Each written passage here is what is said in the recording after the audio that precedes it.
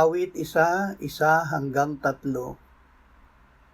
Mapalad ang taong hindi lumalakad sa payo ng masama, ni tumatayo man sa daan ng mga makasalanan, ni umuupo man sa upuan ng mga manunuya. Kundi nasa kautusan ng Panginoon ang kanyang kagalakan at nagbubulay-bulay araw at gabi sa kanyang kautusan.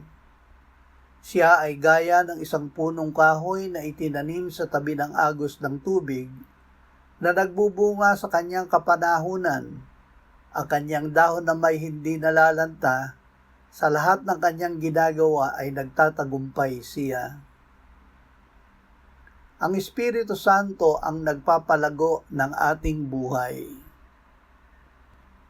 Ang ating espiritual na paglago, pag-unlad at pagpapatuloy sa pananampalataya ay hindi gawa ng ating sariling sikap, kundi gawa ng Espiritu Santo sa loob natin. Siya ang nagdadala sa ating buhay kung saan ito nais ng Diyos. Ang paglago ay mula sa buhay na galing sa Diyos. Tulad ng isang puno na lumalaki ng kusa dahil sa buhay na nasa loob nito, kailangan nating magtiwala na ang Espiritu ang magpapalago sa atin. Hindi natin kailangang mabalisa sa ating pag-unlad. Kailangan lang nating manatili sa Kanya.